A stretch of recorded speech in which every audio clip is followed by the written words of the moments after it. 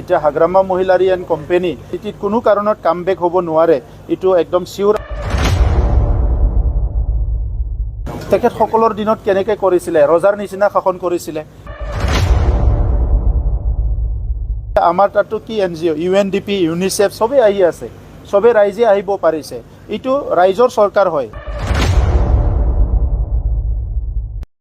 কাৰণ যোৱা MLA ইলেকশ্যনত তেখেতসকলৰ ৰিজাল্ট বহুত বেয়া হ'ল।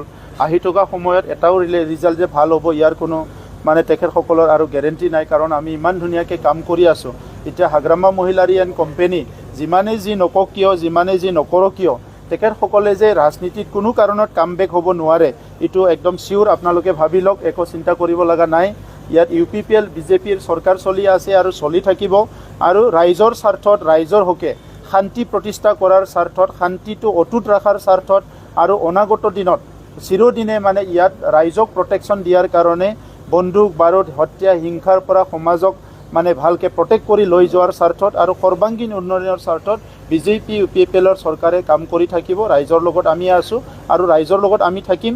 যোৱা 17 বছৰত তেখেতসকলৰ যিটো দুৰ্নীতি, তেখেতসকলৰ যিটো হিংসাত্মক এটা পৰিৱেশৰ ৰাজনীতি, এটা প্ৰেক্ষাপট, সেইটো কোনো পাহৰি যোৱা নাই আৰু নাপাৰহে।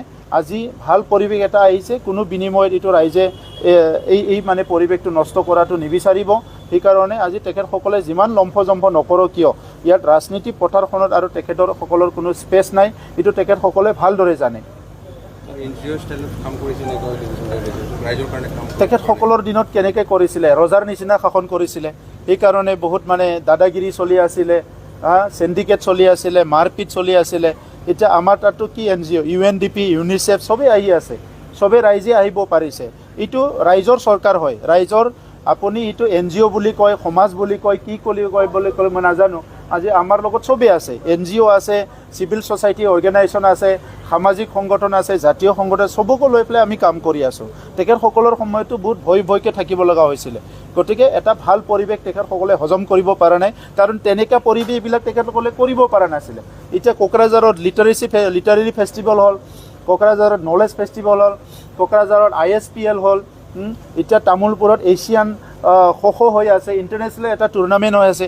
এইবিলাক 17 বছৰত তেখেতসকলে ভাবিব পৰা নাছিলে। চ' এতিয়া আৰু বহুত দীঘলীয়া লিষ্ট আছে আমি কি কৰিছোঁ 2 বছৰত। চ' এই কথাবিলাক তেখেতসকলে আজি সহজে ল'ব পৰা নাই, কাৰণ এই কথাবিলাক তেখেতৰ মনত আহাই নাছিলে। কাৰণ সমাজক লৈ তেখেতে চিন্তা নকৰে, তেখেতক লাগে পাৱাৰ আৰু পইচা। গতিকে পাৱাৰ আৰু পইচাৰ পিছত যদি দৌৰি থাকে, সমাজৰ ভাল কাম কৰিব নোৱাৰে। এইটোৱেতো হৈ আছিলে। চ' আমি এতিয়া সমাজৰ ভাল কাম কৰিবলৈ লৈ আছোঁ আৰু কৰি আছোঁ। সেইকাৰণে তেখেতসকলে যিমানেই যি কথা নকওক কিয়, পৰিৱেশ বদলি নহয়, যেনেকৈ আছে তেনেকৈ চলিব, আৰু এইটো কোনো কাৰণত তেখেতসকলে এই পৰিৱেশটো চেঞ্জ কৰিব নোৱাৰে।